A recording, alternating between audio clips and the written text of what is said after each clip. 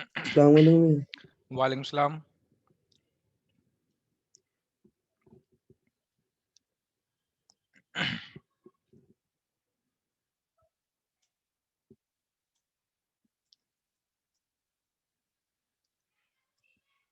Start कर रहे हैं, 5 मिनट में आप लोग जल्दी से रिवाइज कर लो।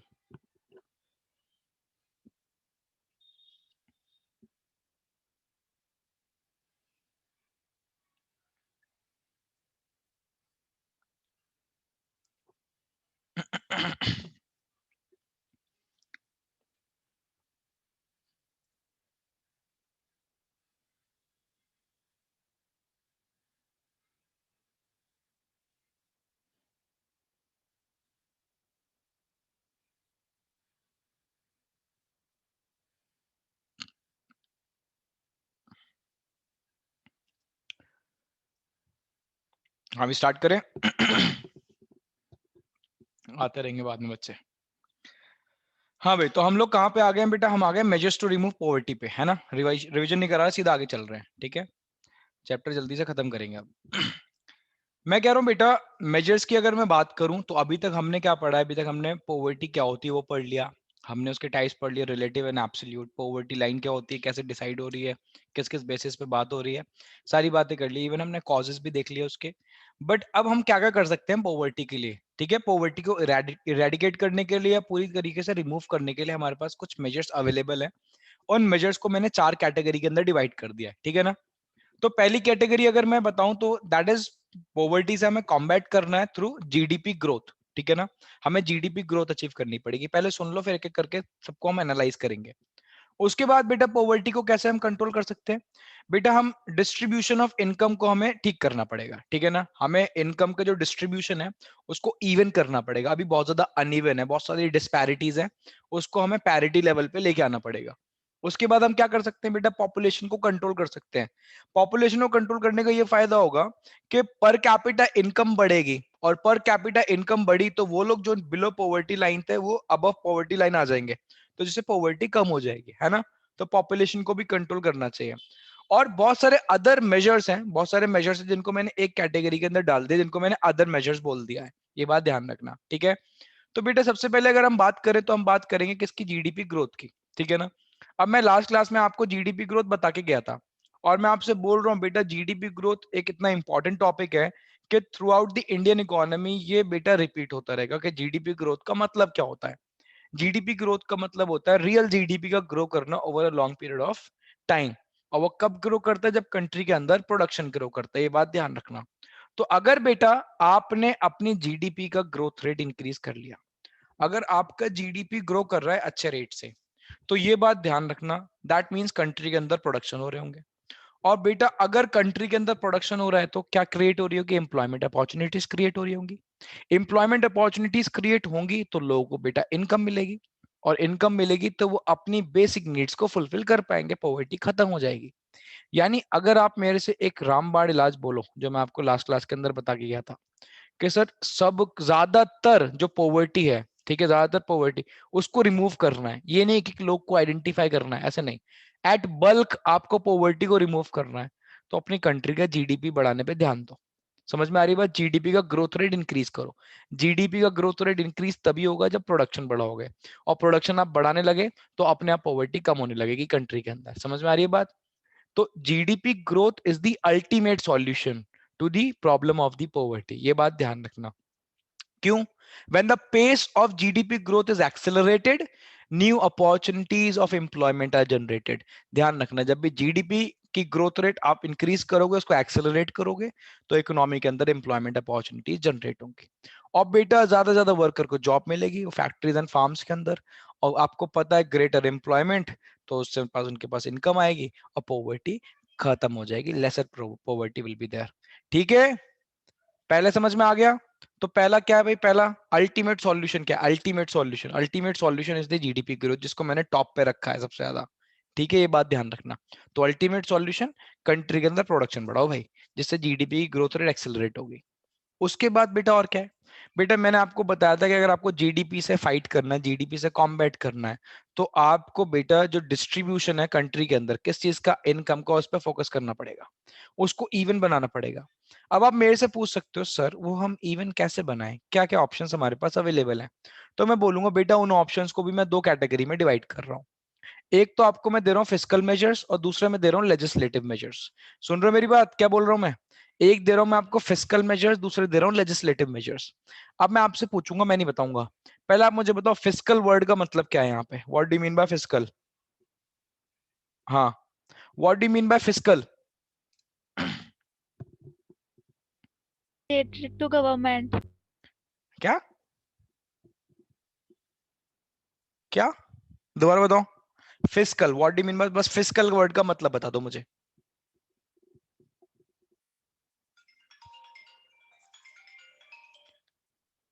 एक सेकंड रुकना।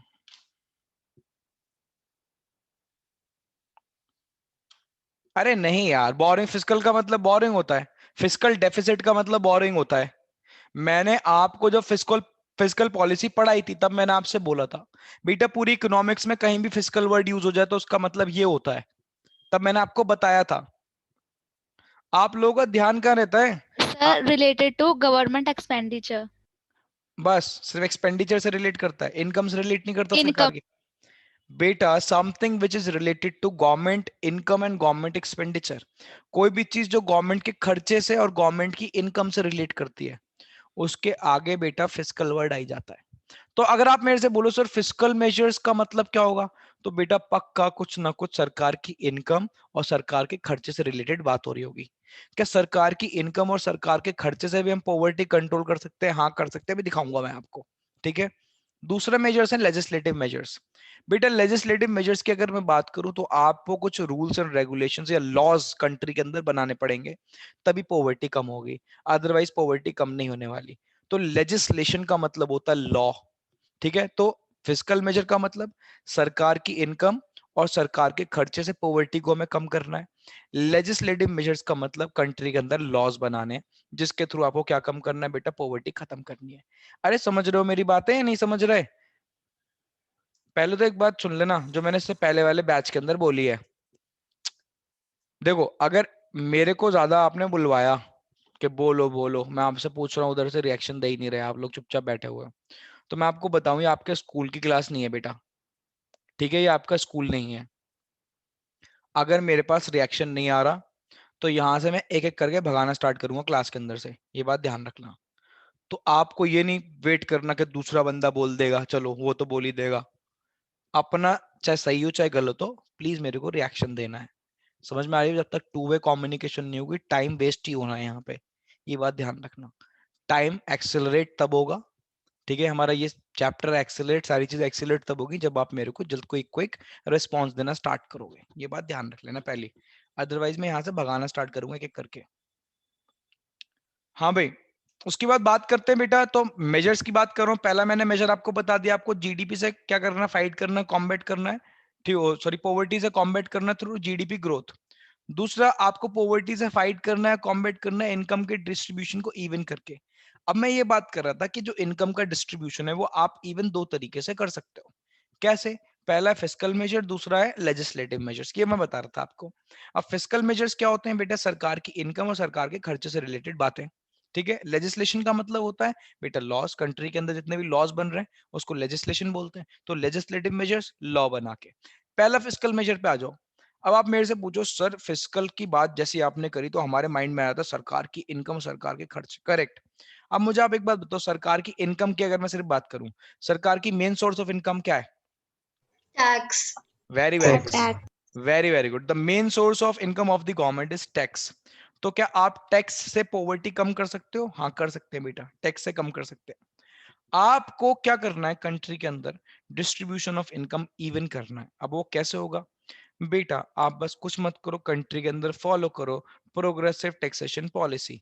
अब आपको पता है what is progressive taxation policy, putting higher rate of taxation on higher section या richer section, putting lower rate of taxation on poor people or lower income group. This will reduce the disparity in income and wealth. Somehow will reduce, ये नहीं ज्यादा पर थोड़ा बहुत तो कम करेगी। तो गवर्नमेंट प्लेसेस ग्रेटर रिलायंस, किस पे डिपेंड है गवर्नमेंट ज्यादातर? प्रोग्रेसिव टैक्सेशन पॉलिसी पे, स्ट्रक्चर पे। It implies a higher tax on rich while poor are exempted, poor को हमने एग्जेम्प्ट कर रखा 2.5 लाख तक, मैंने बताया था माफ है, अब तो वो 5 लाख की लिमिट हो गई, 5 लाख तो वैसी माफ है ना, तो ये बात ध्यान रखना। अब आपको पता है गवर्नमेंट और क्या करती है, जो टैक्स से पैसा आता है सरकार के पास, सरकार उससे बेनिफिट आपको देती है, डायरेक्टली नहीं इनडायरेक्टली देती है। मुझे एक बात बताओ, जो गरीब होते हैं उनको सब्सिडीज वगैरह दी जाती है नहीं दी जाती? सब्सिडीज का मतलब छूट, फॉर एग्जांपल सिलेंडर के ऊपर सब्सिडीज आती है, जो घर में एलपीजी सिलेंडर आता है उसके ऊपर सब्सिडीज आती है ना? तो जितने भी गरीब लोग हैं उनको मिलती है बेटा वो सब्सिडी, ये बात ध्यान रखना। तो सरकार ने अपनी इनकम जो लगा रही है वो ऐसे ले रही है, रिसीव कर रही है कि प्रोग्रेसिव टैक्सेशन पॉलिसी। उसके बाद जो पैसा आ रहा है जो सरकार खर्चा कर रही है उसमें भी गरीबों को सब्सिडीज दे रही है। तो बेटा जो सरकार की इनकम और एक्सपेंडिचर है अगर हम उसको मैनेज करें प्रॉपर तरीके से तो कंट्री के अंदर पॉवर्टी से फाइट किए जा सकती है। देखो नेक्स्ट पॉइंट, टैक्स रिसीट जो आई है सरकार की, tax receipts of the government किस लिए यूज करी जाती हैं? Are used to subsidize purchases by poor section of the society. तो पुअर सेक्शन जो भी परचेजेस कर रहे हैं उसको सब्सिडाइज करती है कौन? गवर्नमेंट। आप पूछो सर कैसे सब्सिडाइज करती है, एक तरीका और बताता हूं मैं आपको।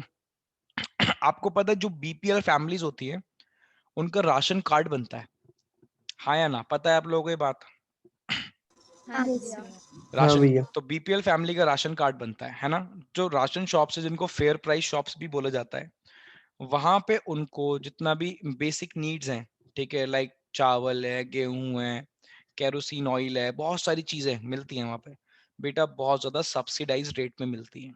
अब ये सब्सिडाइज रेट में कौन दे रहा है? सरकारी तो दे रही है ना, और कौन देगा? बात समझ रहे हो? तो सरकार खर्चा कर रही है किसके ऊपर? गरीबों के ऊपर, उनको सब्सिडाइज रेट्स में खाना दे रही है, ठीक है, खाना मतलब बेसिक नीड्स दे रही है, ठीक है।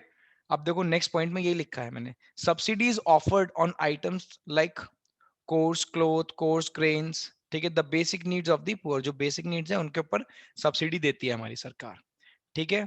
क्या सरकार बेटा कैपिटल ग्रांट्स भी देती है? अब आप बोलो सर कैपिटल ग्रांट्स क्या है? बेटा कैपिटल ग्रांट्स सीधा पैसा दे देना। हाँ, रिसेंटली गवर्नमेंट ने बहुत सारी स्कीम्स चलाई हैं जहाँ गरीबों को पैसे दिए जाते हैं कि वो अपना घर बना सकें, ठीक है। इवन आपको पता होना चाहिए कि जो मैं बोल सकता हूँ यंगस्टर्स अनएम्प्लॉयड घूम रहे हैं बेटा, सरकार उनको पैसे भी देती है जिसको हिंदी में बेरोजगारी भत्ता बोला जाता है, ठीक है ना। तो यानी बहुत सारी चीजों पे सरकार खर्चा कर रही है ताकि पॉवर्टी रिड्यूस हो सके। देखो लिखा है capital grants are offered to the poors for the construction of their house. अब आप मेरे से पूछ सकते हो सर हाउस की बात क्यों कर रहे हो? तो मैं बोलूंगा बेटा हाउस बेसिक नीड है इसलिए बात कर रहा हूँ, मेरे को पॉवर्टी को खत्म करना है, तो फूड शेल्टर क्लोथिंग की तो बात करूंगा, और किसकी बात करूं, है ना। उसके बाद besides grants for self employment भी मिलती है, ये बात ध्यान रखना। सेल्फ एम्प्लॉयमेंट का मतलब होता है अगर आप अपना कोई छोटा सा बिजनेस करना चाहते हो गरीब हो तो सरकार आपको ग्रांट्स भी देती है, बहुत सारी स्कीम्स हैं, ठीक है। तो पहला फिस्कल मेजर समझ में आया। फिस्कल के अंदर मैंने सिर्फ बात करी, आप देख रहे होगे एक बात बहुत इंपॉर्टेंट थी, सरकार की इनकम और सरकार के खर्चे, ठीक है। 1 मिनट देना मुझे, रिवाइज करूं।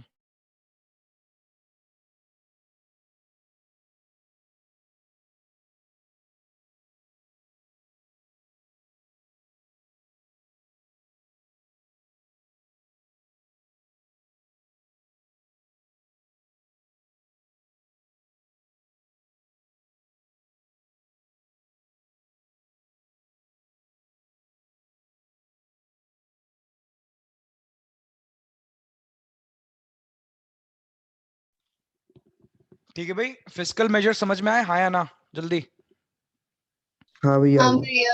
तो फिस्कल हाँ जी मेजर्स भैया। किससे रिलेट कर रहे हैं? फिस्कल मेजर सरकार की इनकम से और सरकार के खर्चे इनकम से। का एक्सपेंडिचर। खर्चों से। वेरी गुड, ठीक है ना। आगे चलें। अब आप मेरे से बोल सकते हो सर लेजिस्लेटिव मेजर्स में क्या क्या आएगा, क्या कैटेगरी है लेजिस्लेटिव मेजर्स? तो मैं बोलूंगा बेटा लॉ के थ्रू सरकार को ऐसे लॉज बनाने चाहिए जिसमें गरीबों का फायदा हो, ठीक है। अब गरीबों का फायदा कैसे? मैं एक एग्जांपल लेता हूं, देखो पहला लेजिस्लेटिव मेजर है हमारा, for example minimum wage act. अब मिनिमम वेज एक्ट क्या होता है? एक्ट का मतलब लॉ। बेटा मिनिमम वेज एक्ट बोलता है कि अगर हमारी कंट्री के अंदर कोई काम कर रहा है तो इसको इतनी कम से कम मिनिमम वेजेस तो मिलनी चाहिए, इससे नीचे कोई उसको वेज नहीं देगा। सरकार ने ऐसे लॉज निकाले हुए हैं, बट बेटा ये लॉज ना थोड़े फॉल्टी हैं, इस वजह से मेन प्रॉब्लम आती है। मैं आपको फॉल्ट दिखाता हूँ कि ऐसे लॉज का फॉल्ट क्या है, फॉल्ट दिखा दूं जरा, पहले सामने देखते रहना।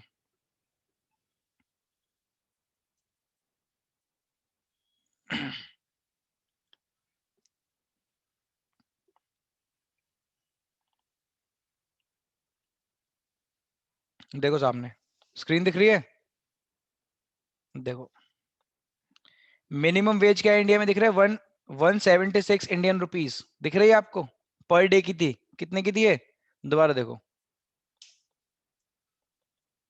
उसको खोल लूं मैं,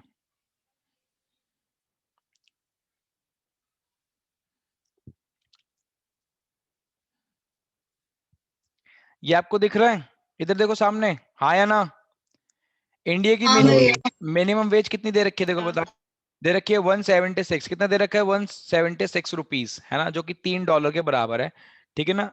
कितने उसकी है बेटा, 8 आवर्स। आप मेरे से पूछो सर 8 आवर, एक दिन में 8 घंटे का काम होता है ना, हम ऑन एन एवरेज 8 घंटे मान के चलते हैं एक दिन के अंदर, ये बात ध्यान रखना, तो एक दिन में इतना मिलेगा, समझ में आ रही बात, ठीक है। तो ये लगभग एक महीने का कितना बैठ गया, आपको दिखाता हूँ मैं, एक चीज दिखाता हूँ, आप हिल जाओगे डेटा देख के। तो बेटा ये हो गया 176 इंटू 30 कर दो, तो ये आपका आ रहा है 5280, लगभग 5,000 रुपए मान लो, है ना। तो यानी महीने के किसी भी इंसान को 5,000 रुपए मिलने चाहिए, ठीक है। ऐसा सरकार ने मिनिमम वेज एक्ट बनाया हुआ है। अब ये वाला जो है ना, ये जो मैं आपको डेटा बता रहा हूँ, ये है पूरी कंट्री का, पूरी कंट्री का। अब मैं आपको दिल्ली का डेटा दिखाता हूँ कि दिल्ली गवर्नमेंट में आम आदमी पार्टी ने क्या कर रखा है, मिनिमम वेज के अंदर क्या कर रखा है, सामने देखते रहना, सामने देखो भाई कितना है मिनिमम वेज। अरे यार एक तो ये चला जाता है, पता नहीं क्यों, बताओ भाई दिख रहा है, मंथली दिख रहा था कितना है, लो इधर दिखाऊं मैं, यस सर। देखो इधर आओ सामने देखो, ये देखो भाई, ये जो मैं हाईलाइट कर रहा हूँ, ये जो हाईलाइट कर रहा हूँ, ये दिल्ली का डेटा है, समझ रहे हो बात को। दिल्ली में मंथली मिनिमम वेज जो है ना, पर मंथ कितने होने, लगभग 14,000, अगर इसको मैं राउंड ऑफ करूं तो 15,000 पहुंच जाएगा, 15,000 है मिनिमम वेज। हमारी कंट्री का जो मिनिमम वेज एक्ट है ना, वो देखो यहाँ पे दे रखा है, वैसे वो मैंने आपको 5,000 कैलकुलेट कराया है, ठीक है, बट अगर मंथली निकालें कुछ कैलकुलेशन ऐसी आती है कि लगभग 4,500 रुपये बैठता है वो, ठीक है। देखना कितना डिफरेंस है। अब लॉ में कमी है नहीं है, लॉ तो बना रखे हैं बट लॉ में थोड़ी सी कमी है। अब हमें करंट सिचुएशन के अकॉर्डिंग जो कंट्री के अंदर इन्फ्लेशन वगैरह चल रही है, ये मिनिमम वेज एक्ट भी तो हमें क्या करने चाहिए, रिवाइज करने चाहिए। देखो कितना डिफरेंस है, ठीक है, समझ में आ रही बात। तो दिल्ली का डेटा अभी रिसेंटली रिवाइज हुआ है, ये अभी रिसेंटली रिवाइज करा है इन्होंने, पिछले साल ही रिवाइज करा था, समझे, देखा कितना डिफरेंस है, कितना वास्ट डिफरेंस है। तो बेटा आपको ऐसे एक्ट्स तो बनाने हैं, लॉज तो बनाने हैं, बट इनको ध्यान भी रखना है, इनको अपडेट करते रहना है। तो लेजिस्लेटिव मेजर्स के अंदर हम पॉवर्टी को कॉम्बैट कर रहे हैं, फाइट कर रहे हैं, किसके थ्रू बेटा, हमें लॉज बनाने, क्या बनाने, लॉज। तो अगर मैं बात करूं लेजिस्लेटिव मेजर्स की, तो refer to minimum wage act, इसके अंदर क्या आ गया, minimum wage act, making it mandatory for employers to offer the stipulated minimum wage to the employees. तो आप मेरे से बोलो सर, अगर कोई भी एम्प्लॉयर अपने एम्प्लॉय को इस रेट से कम पे देगा, बेटा क्राइम है, समझ में आ गई बात। मिनिमम आपको कम से कम उसको मिनिमम वेज देनी देनी है अगर आप बिजनेस कर रहे हो, ठीक है, समझ में आ गई बात। आपका कोई एम्प्लॉय है, ऐसा कौन बोलता है, मिनिमम वेज एक्ट, पॉवर्टी को फाइट करा ना हमने यहाँ से, कम से कम उसको इतने प्राइस तो मिलेगा, है ना। और क्या क्या कर सकते हैं बेटा, एक लॉ और है। अब लेजिस्लेटिव मेजर के अंदर बेटा आता है फ्लोर प्राइस का, जिसको प्राइस फ्लोर भी बोलते हैं, जिसके ऊपर सारी लड़ाई चल रही है आजकल, ठीक है, फार्मर्स इसके ऊपर ही प्रोटेस्ट कर रहे हैं। क्या, इसको एमएसपी भी बोलते हैं, मिनिमम सपोर्ट प्राइस भी बोलते हैं। सुनते रहो सारी बातें, जो मैं यहाँ पे आपको ये प्रवचन देता हूँ ना आके, ये प्रवचन बहुत इंपॉर्टेंट है आप लोगों के लिए, बहुत ही ज्यादा। आप बिना नॉलेज गेन करे इस बार इकोनॉमिक्स का पेपर नहीं कर पाओगे, ये मेरी गारंटी है। तो आपको मेरी बातें सुन के रिटेन रखनी पड़ेंगी। अगर आपने मेरी बात को रिटेन नहीं करा, आपके पास प्रैक्टिकल एक्सपोजर नहीं है, आप वहां पे कुछ क्वेश्चंस ऐसे आएंगे जो हिला भी नहीं पाओगे, ये मैं गारंटी ले रहा हूँ। तो आपको मेरी बात ठीक से सुननी पड़ेगी, ठीक। अब बेटा दूसरा मेजर है लेजिस्लेटिव के अंदर के फ्लोर प्राइस, जिसको प्राइस फ्लोर या एमएसपी भी बोलते हैं, मिनिमम सपोर्ट प्राइस। अब आप बोलोगे सर एमएसपी क्या होता है और इसके थ्रू पॉवर्टी से कैसे फाइट कर सकते हैं। बेटा एक्चुअली एमएसपी एक ऐसा प्राइस है जो सरकार देती है फार्मर्स को, ठीक है। सरकार फार्मर से बोलती है कि आप प्रोडक्शन करो, प्रोड्यूस करो, बेचने की टेंशन मत लो, मार्केट में जाके बेचना है बेच दो मार्केट प्राइस पे, जो मार्केट में प्राइस चल रहा है, बट अगर आपको मार्केट में नहीं बेचना है या कोई आपसे खरीद नहीं रहा, परेशान कर रहा है, कोई और रीजन है, तो आप जितना भी प्रोड्यूस है हमें लाके बेच दो, हम आपसे खरीदेंगे। किस प्राइस पे? एमएसपी पे। किस प्राइस पे खरीदेगी सरकार? बेटा सरकार खरीदेगी एमएसपी पे, मिनिमम सपोर्ट प्राइस। बस अब यही बात है, मेन बात। ये एमएसपी होता क्या है बेटा? मार्केट प्राइस मान लो चल रहा है 100 रुपए, ठीक है। मार्केट में फार्मर्स अगर बेचेंगे तो उनको मिलेगा 100 रुपए, ठीक है। बेटा सरकार हमेशा मार्केट प्राइस से ऊपर रखती है एमएसपी को। सरकार बोलती है हमें लाके बेचोगे तो हम देंगे आपको 150 रुपए। अब मुझे बताओ, आप बोलोगे सर सरकार क्या पागल हो गई है, सरकार ये कर रही है। बेटा सरकार का काम प्रॉफिट अर्न करना है ही नहीं, आपको पता है। सरकार काम किस लिए कर रही है? काम, सरकार का काम है सोशल वेलफेयर। तो फार्मर्स पहली बात तो जाके ये प्रोड्यूस किसको बेच देते हैं? सरकार को बेच देते हैं, ठीक है। गवर्नमेंट। गवर्नमेंट को बेच देते हैं, ये बात ध्यान रखना। उनको क्या प्राइस मिलता है? एमएसपी। क्योंकि एमएसपी एक पता है क्या देता है? एक टाइप का प्रॉमिस है फार्मर्स को, मिनिमम सपोर्ट। आप टेंशन मत लो, आप हमें लाके बेचोगे, आपको कम से कम 150 तो मिलना ही मिलना है, तो आपको 100 पे बेचने की जरूरत नहीं है। फार्मर्स खुश। सबसे ज्यादा गरीबी है कहाँ? गांव में तो है, फार्मर्स में ही तो है गरीबी। सरकार ने एक एक्ट निकाल दिया, सरकार ने एमएसपी निकाल दिया, मिनिमम सपोर्ट प्राइस। सरकार कह रही है आप टेंशन मत लो, आप आराम से प्रोड्यूस करो, आपके प्रोड्यूस का पूरा पैसा हम देंगे आप आपको। समझ में आ रही बात? ये बात ध्यान रखना, दैट इज द एमएसपी। तो इस टाइप के एक्ट्स बनाए गए हैं। बट आप ये मत सोचना कि इसकी वजह से पॉवर्टी कम हो रही है। प्रैक्टिकल सेंस में बेटा इसकी वर्किंग एकदम जीरो है। पता नहीं सालों सालों में तो फार्मर्स की पेमेंट क्लियर होती है, ठीक है। और उसमें भी बहुत सारी प्रॉब्लम्स आ जाती हैं, बीच में बहुत सारे इंटरमीडियरीज आ गए हैं, बहुत प्रॉब्लम्स है, बहुत, मैं आपको बता रहा हूँ। बट फिर भी आपने एक्ट्स की बात करी, हम लेजिस्लेशन की बात कर रहे हैं, तो ऐसा एक्ट बने हुए हैं।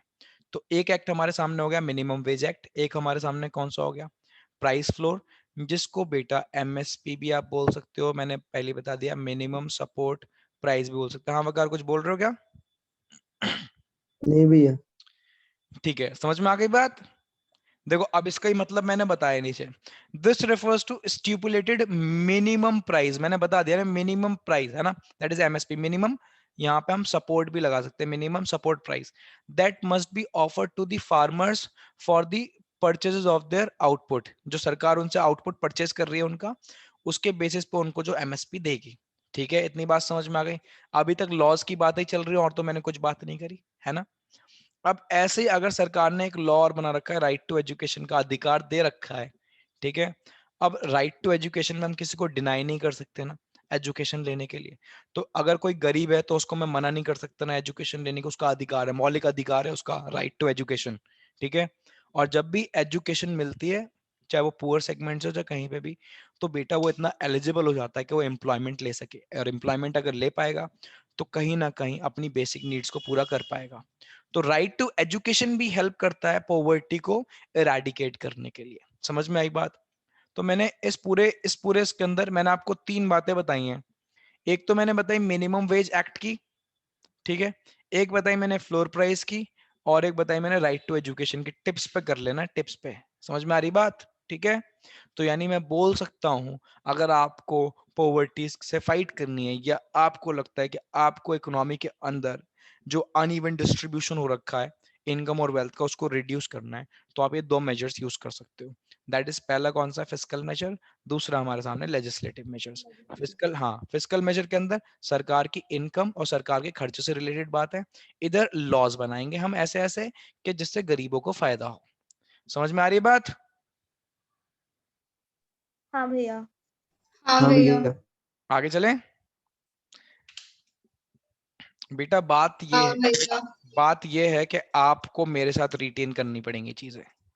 अगर आप मेरे साथ रिटेन नहीं कर रहे, ये बहुत प्रॉब्लम आ जाएगी, आपको ध्यान रखना, बहुत ज्यादा प्रॉब्लम आ जाएगी, ठीक है। तो अभी हमारे 2 मेजर्स हो गए, बताओ कौन कौन से? एक तो हमने पॉवर्टी को कॉम्बैट कर लिया जीडीपी ग्रोथ से। दूसरा जीडीपी पॉवर्टी, ग्रोथ। हाँ, दूसरा हमने पॉवर्टी को क्या करा है? इरेडिकेट करने की कोशिश करी है, जो डिस्ट्रीब्यूशन ऑफ इनकम है उसको इवन करके। और उसके अंदर भी 2 मेजर्स कौन कौन से? फिस्कल और लेजिस्लेटिव। अब बेटा हम पॉवर्टी को कॉम्बैट करेंगे पॉपुलेशन कंट्रोल से। अब पॉपुलेशन कंट्रोल से इतना इजी है, ये मेरे को आप लोग ही बताओगे। बताओ बेटा, अगर हमने अपनी कंट्री के अंदर पॉपुलेशन कंट्रोल कर ली, तो आप किस तरीके से पॉवर्टी से फाइट कर सकते हो? बेटा अगर आपने पॉपुलेशन कम कर ली तो बेटा पर कैपिटा इनकम हमारी इकोनॉमी के अंदर इंक्रीज हो जाएगी, और पर कैपिटा इनकम इंक्रीज हो गई तो बेटा वो लोग जो कि हाँ बिलो पॉवर्टी लाइन है वो अबव पॉवर्टी लाइन आ जाएंगे, और बेटा पॉवर्टी कम हो जाएगी। समझ रहे हैं मेरी बात? आओ जरा रीड करें बेटा जो इंडिया का एक्सपीरियंस है किसके अंदर, नेशनल इनकम में, ठीक है, इंक्रीज इन नेशनल इनकम। अब अगर वो चेक करूं मैं तो हमें पता चलता है कि नेशनल इनकम तो इंक्रीज होती है बट हमें पता है हमारी पॉपुलेशन भी इंक्रीज हो रही है ना, तो उसका बेनिफिट हमें मिल नहीं पा रहा हमारी नेशनल इनकम इंक्रीज होने का। ऑन एन एवरेज 5% से कंट्री का जीडीपी का ग्रोथ रेट है, बट नेशनल जो अगर पॉपुलेशन की बात करूं तो वो भी तो 3% है, तो अल्टीमेटली बेनिफिट कितना मिलता है हमें 2% का, सॉरी 2%, वो 3% का बेनिफिट मिल रहा है। तो क्या बेनिफिट है? कुछ बेनिफिट नहीं है बेटा। तो इसलिए अगर मैं पॉपुलेशन का ग्रोथ रेट ही कम कर दूं तो कहीं ना कहीं मेरे को थोड़ा सा बेनिफिट मिलने लगेगा इंक्रीज इन नेशनल इनकम का। तो मैंने ऐसा कभी नहीं बोला कि नेशनल इनकम इंक्रीज नहीं हो रही, नेशनल इनकम इंक्रीज हो रही है, बट बेटा उसका हमें बेनिफिट नहीं मिल पा रहा क्योंकि उसका बेनिफिट के इफेक्ट को नलीफाई कर देता है कि हमें पॉपुलेशन भी ग्रोथ हो रही है। समझ में आ रही बात? ये प्रॉब्लम है। अब देखो पहला पॉइंट ये लिखा है, Indian experience shows that increase in the national income fails to be reflected in the quality of life of the people. क्यों? क्यों नेशनल इनकम इंक्रीज हो रही है बट वो रिफ्लेक्ट क्यों नहीं रहा लोगों की क्वालिटी ऑफ लाइफ के अंदर? बेटा owing to rise in population या रैपिड राइज इन पॉपुलेशन, के पॉपुलेशन भी हमारी बहुत तेजी से बढ़ रही है, इस वजह से उसका बेनिफिट हमें नहीं मिल रहा। ठीक है, अब आप बोलोगे सर ये नेशनल इनकम बढ़ने का हमें क्या बेनिफिट मिलता है? बेटा पर कैपिटा इनकम, प्रति व्यक्ति आय, हमारी कंट्री के अंदर इंसान एक बंदा कितने पैसे कमा रहा है, बहुत इंपॉर्टेंट है वो। ठीक है, देखो पर कैपिटा इनकम लिखा है, पर कैपिटा इनकम दैट इज कैसे कैलकुलेट होती है? National income divide by population. तो यानी दो एस्पेक्ट है ना जो इंपॉर्टेंट है, नेशनल इनकम भी इंपॉर्टेंट है, पॉपुलेशन भी इंपॉर्टेंट है ना। तो नेशनल इनकम तो ग्रो कर रही है बट नीचे वाला जो नीचे वाला फैक्टर है पॉपुलेशन वो भी तो ग्रो कर रहा है, कहां से बेनिफिट मिलेगा उसका? तो per capita income continues to be low. क्यों लो है? Because population is rising to neutralise, to nullify the effect of the rise in national income. बेटा वो राइज इन नेशनल इनकम के इफेक्ट को नलीफाई कर देता है, तो हमें फायदा नहीं मिलता। तो क्या करना है? पॉपुलेशन को कंट्रोल करना है। क्या करना है? पॉपुलेशन को control. Poverty can be removed only if the growth rate of the population is moderated. आप ध्यान रखना बेटा, अगर आपने हमारी कंट्री के अंदर पॉपुलेशन को कंट्रोल कर दिया, population is the mother cause of every problem, ठीक है ना, तो बहुत सारी प्रॉब्लम्स ऑलरेडी आपकी सॉल्व है। ठीक है, उसको मॉडरेट कर दो, मॉडरेट, ठीक है ना, थोड़ा कम कर दो, पॉपुलेशन नेचुरली ग्रो करेगी बट बेटा उसको मॉडरेट रखना है हमें, सरकार को पॉलिसी निकालनी चाहिए। ठीक है, फॉर एग्जाम्पल आप बोलो सर सरकार क्या कर सकती है, तो वन चाइल्ड पॉलिसी निकाल दे, है ना। तो बहुत सारी चीजें हो सकती हैं पॉपुलेशन के रिगार्डिंग में। ठीक है, तो poverty can be removed only if growth rate of population is moderated so that increase in GDP is translated into the increase in per capita income। तो अगर क्या इंक्रीज हो रहा है हमारा जीडीपी तो बेटा उसका फायदा तो मिले हमें, है ना। पर कैपिटा इनकम पे कम से दिखे तो वो दिखता ही नहीं है क्योंकि पॉपुलेशन इंक्रीज हो रही है। तो भाई क्या है, ये वाला पॉइंट नहीं पढ़ना। हाँ भाई, तो भाई क्या तरीका है पॉवर्टी से फाइट करने का? 3 बता दिए। पहला, जीडीपी को ग्रो करो। दूसरा बेटा, जो अनइवन डिस्ट्रीब्यूशन है इनकम और वेल्थ का उसको ठीक करो, इवन करो, 2 मेजर्स के थ्रू, फिस्कल फिस्कल और फिस्कल और legislative. Very good. Legislative. Poverty को कॉम्बैट करो पॉपुलेशन कंट्रोल के थ्रू। क्यों? पॉपुलेशन कंट्रोल का बेनिफिट क्या है? बेटे जो नेशनल इनकम आपकी इंक्रीज हो रही है उसका बेनिफिट हर इंसान को मिलेगा, पर कैपिटा इनकम पे रिफ्लेक्ट होगा। क्यों रिफ्लेक्ट नहीं हो रहा? क्योंकि बेटा नेशनल इनकम बढ़ती है पॉपुलेशन भी बढ़ जाती है, तो कोई Rapid rise फायदा in नहीं होता। population growth. Very very good, इतनी बात समझ में आई? 3 क्लियर है? 3 हाँ क्लियर भैया। है? हाँ, आगे हाँ चलते जी हैं। भैया। Very very good. अब बेटा बहुत सारे ऐसे फैक्टर्स हैं जिनको मैंने एक कैटेगरी बना के डाल दिया। कैटेगरी बताओ, कैटेगरी अदर मेजर्स। क्या? Other measures. अब आप मेरे से पूछ सकते हो सर अगर हम जो पुअर पीपल है उनकी क्वालिटी ऑफ लाइफ को इंप्रूव करें तो क्या क्या तरीके हैं इंप्रूव करने के? तो वो मैंने सारे के सारे मेजर्स नीचे लिख रखे हैं। पहले एक लिस्ट बनाई, लिस्ट देख लो। पहला बेटा डेवलपमेंट ऑफ एग्रीकल्चर। सबसे ज्यादा गरीबी एग्रीकल्चर सेक्टर के अंदर है। जो गरीब लोग हैं वो कहाँ इन्वॉल्व है? एग्रीकल्चर सेक्टर के अंदर। तो सबसे पहला एग्रीकल्चर सेक्टर को ग्रो करना है, बताऊंगा कैसे करना है। ठीक है, प्राइस लेवल को क्या रखना है? स्टेबल रखना है। ठीक है, इन्फ्लेशन को नहीं आने देना, है ना। अनएम्प्लॉयमेंट को खत्म करो, इरेडिकेट करो बिल्कुल कंप्लीट तरीके से। ज्यादा से ज्यादा labour intensive technique of production use करो ताकि लोगों को एम्प्लॉयमेंट मिले, कैपिटल इंटेंसिव को कम करो। इंडिया के केस के अंदर हमें जहां पे अनएम्प्लॉयमेंट बहुत ज्यादा है वहां कैपिटल इंटेंसिव यूज नहीं करनी चाहिए, वहां पे लेबर इंटेंसिव यूज करनी चाहिए। ठीक है, बताऊंगा क्या मतलब। ठीक है बेटा, ऐसे प्रोविजन बताओ बनाओ जहां पे मिनिमम नीड्स पूरी हो पाए गरीबों की। पहले मैं सिर्फ ऐसे रीड करा रहा हूँ, फिर एक एक करके पढ़ाऊंगा। ठीक है ना। बैकवर्ड रीजन पे लाइक ओडिशा वगैरह, नागालैंड, यूपी, बिहार, जहां पे गरीबी ज्यादा है उस पर स्पेशल फोकस देना चाहिए सरकार को। इवन सेल्फ एम्प्लॉयमेंट की अपॉर्चुनिटीज जनरेट करनी चाहिए, जरूरी नहीं है हर इंसान जॉब करे। तो सरकार को ऐसा सिस्टम बनाना चाहिए जहां पे लोग ज्यादा ज्यादा स्टार्टअप्स डेवलप करें अपने, है ना, अपना काम करें। ठीक है, मैं क्या हूँ उस टाइम, मैं भी तो सेल्फ एम्प्लॉयड हूँ। तो इस तरीके के प्रोजेक्ट्स लाने चाहिए सरकार को। सरकार को PDS that is public distribution system को भी इफेक्टिव बनाना पड़ेगा। ठीक है, अब पीडीएस के अंदर क्या क्या आता है वो मैं बात जब आऊंगा पीडीएस के बाद तब बताऊंगा। राशन शॉप्स वगैरह सब पीडीएस का पार्ट है ये। ठीक है, तो ये जो सारे मेजर्स हैं मैंने उसको कहाँ डाल दिया है, मैंने अदर कैटेगरी में डाल दिया, अदर मेजर्स के अंदर डाल दिया है। अब बात समझ में आई, तो लास्ट हमारा क्या है, लास्ट हमारा अदर मेजर्स। ठीक है, सुन रहे हो। हाँ हाँ भैया। भैया। हाँ भाई, अब अदर मेजर्स के अंदर पहला बता दो क्या है, डेवलपमेंट ऑफ, जल्दी बताओ। Agriculture. Very good, agriculture. Very very good बेटा। अब ढंग सुन लेना बात को। अगर मैं एग्रीकल्चर यहाँ पे ले रहा हूँ तो उसका रीजन ये है कि बेटा पोवर्टी सबसे ज्यादा एग्रीकल्चर सेक्टर के अंदर ही है। ठीक है ना। जितना भी हमारे रूरल एरियाज हैं they are totally dependent upon the agriculture activities, primary sector activities बोलते हैं इनको। ठीक है ना। तो बेटा प्राइमरी सेक्टर एक्टिविटीज के अंदर बहुत बैकवर्डनेस है, बहुत ही ज्यादा बैकवर्डनेस। अभी भी लोग हाथों से पूरे खेत को करते हैं, सामान लगाते हैं, अभी मैकेनाइज्ड और मॉडर्नाइज नहीं हुआ है। और मैकेनाइज्ड और मॉडर्नाइज नहीं होगा तो प्रोडक्शन नहीं बढ़ेगा, प्रोडक्शन नहीं बढ़ेगा तो अभी भी फार्मर्स की इनकम कम रहेगी। तो अगर फार्मर्स की इनकम बढ़ानी है, उनको क्वालिटी ऑफ लाइफ अच्छा करना है, ठीक है, तो बेटा आपको क्या करना पड़ेगा, agriculture sector should be mechanized and modernized. ठीक है ना, मैकेनाइज्ड करना पड़ेगा पूरा और मॉडर्नाइज करना पड़ेगा। उनको बेटर सीड्स देने पड़ेंगे, इरिगेशन फैसिलिटीज इंप्रूव करनी पड़ेगी। ठीक है, फर्टिलाइजर्स देने पड़ेंगे ताकि उनका प्रोडक्शन बढ़े, उनकी बेटा प्रोडक्टिविटी बढ़े। Output per hectare of land, productivity का मतलब होता है output per hectare of land. एक हेक्टर ऑफ लैंड से जितना आउटपुट आ रहा है वो इंक्रीज हो, उससे फायदा क्या होगा बेटा, फार्मर्स की इनकम बढ़ेगी। इनकम बढ़ेगी तो बेटा ऑब्वियसली वो पॉवर्टी में कभी गिरेंगे ही नहीं। ठीक है ना, कभी डिप्रीवेशन को फेस ही नहीं करेंगे। ठीक है, तो यानी उनको बेटर सीड्स दो, इरिगेशन कराओ अच्छे से, केमिकल फर्टिलाइजर्स दो, ये सारी की सारी चीजें आपको देनी पड़ेंगी। ठीक है ना।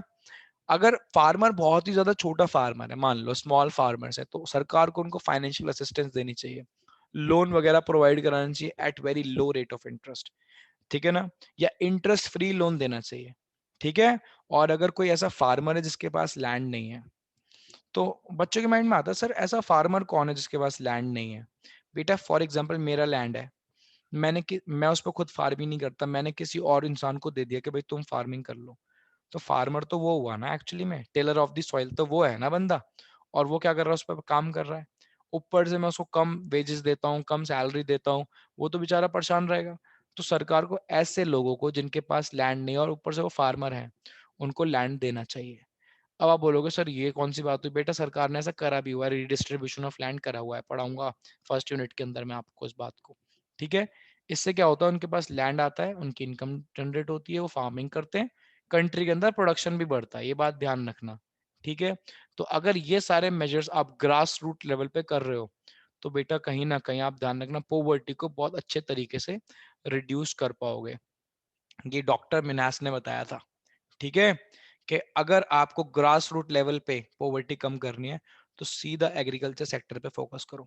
एग्रीकल्चर सेक्टर के अंदर जितनी भी बेटा आउटडेटेड चीजें यूज हो रही हैं, टेक्निक्स यूज हो रही हैं, उनको हटाओ और सिर्फ क्या करो, मॉडर्न टेक्निक्स दो यूज करने के लिए। मॉडर्न टेक्निक्स यूज होंगे तो हमारा प्रोडक्शन लेवल इंक्रीज होगा।